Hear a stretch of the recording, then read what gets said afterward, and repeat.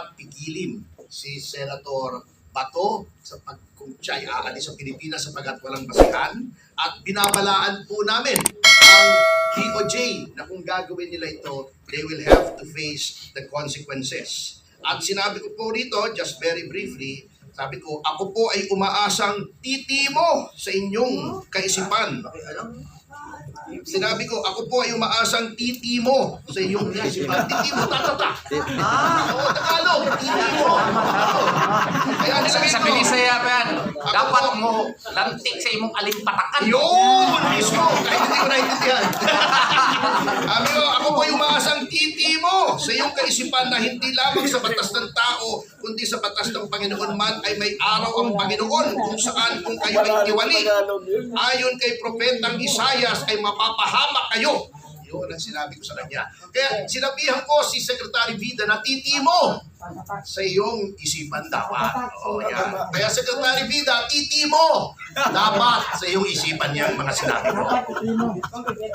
Alam niyo na yun. Word for today, we need to understand the meaning of titimo sa ating kaisipan. Mga kababayan, kung ako po sa inyo sa lahat na nandito at mga nanonood po sa ating live podcast, i-save na po ninyo to. Dahil kanina po, para nakikita ko tumutunog po ang ating programa, nang tuwing nagsasalita po si Atty. Topacio, narinig ko, toot, toot, toot. Ito pinakamatindi, yung kaninang uli niyang sinabi. If I were you, save na po nyo kasi mawawala po yan sa tatanggalin nila yan. Opo, salamat na natuto kami ng bagong word. Diretsahan pa rin po tayo, tuloy-tuloy ang atin pong usapin. At kailangan mailatag natin to ng malinaw sa ating mga followers at mga nanonood, mga sumusuporta sa atin pong programa, ang Kapihan sa PDP.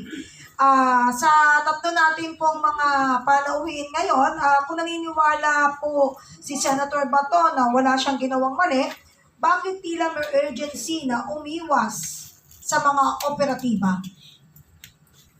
Atty. Torion. Well, actually, nasabi na namin, this is an assertion of his individual rights, human rights as a Filipino citizen. Kaya nga po, yung sabi doon sa isang broadcaster na, bakit siya magtatago?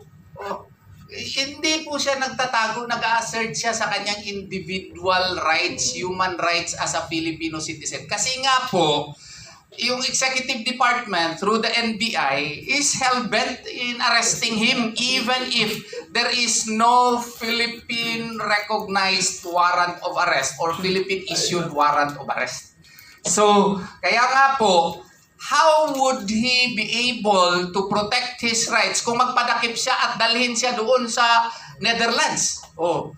Ang ibig ba nila sabihin, nandun siya sa Senado, tapos paglabas niya, magpadakip siya, tapos doon na lang kami mag-assert ng kanyang human rights kung nandun na siya sa Netherlands? Hindi po tama yun. Kasi nga po, person's liberty na yan and possibly life is involved. So therefore, when a person's liberty is already at stake, it is actually now doctrine of self-help. He has to protect himself. Kasi the first rule of human being is what? Self-preservation. Self-preservation yan.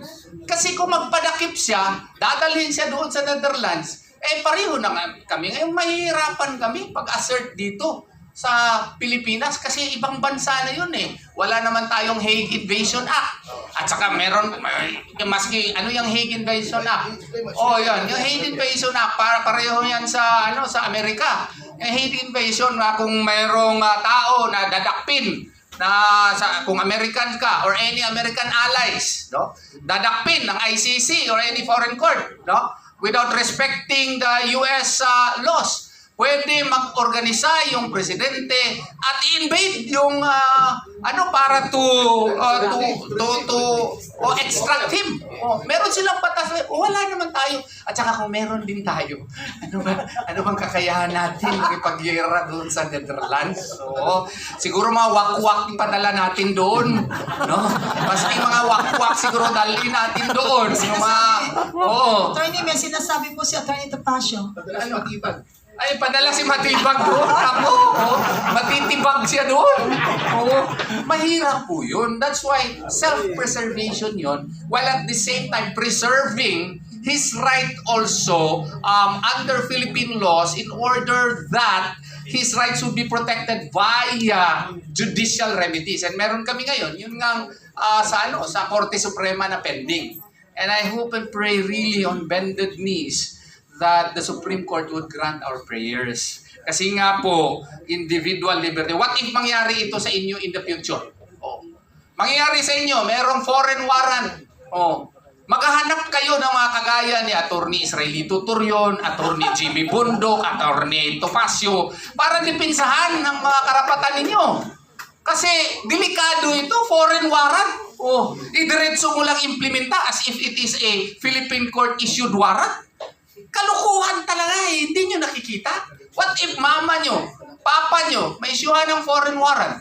Diretso lang i-implementa, payag kayo? Bakit? Kailan ba tayo naging tuta ng ICC? Kailan ba tayo naging tuta ng mga dayuhan? We precisely enshrined the Bill of Rights in the 1987 Constitution in order to stop, in order to at least prevent government excesses. Between the leviathan of a government power and the individual, the Bill of Rights is our shield. Leviathan is that monster with maraming mga ulo. That is the governmental power, which is now trained against Senator De La Rosa. What is its shield? Bill of Rights. And that is why we as lawyers have to invoke our Bill of Rights, because it is the only shield remaining to protect Senator Bato de la Rosa. Sige. Attorney. Alam mo, na-realize ko lang yung sinasabi mo, kailan tayo naging tuta ng ICC. Alam niyo, ang malungkot diyan pag nangyari ito magkakatuta ang ICC rito kay Marcos. Parang nagkatuta ang ICC kay Pangulong Marcos. Yun ang malungkot diyan. Maidagdag ko lang po, very short kasi maganda, very clear na po yung sinabi ni Attorney Torion. Pero tandaan po natin sa Revised Penal Code, merong Article 124 which is arbitrary detention. Diba? Ang arbitrary detention ay ang mga law enforcers halimbawa without legal ground, mga aresto. Tama?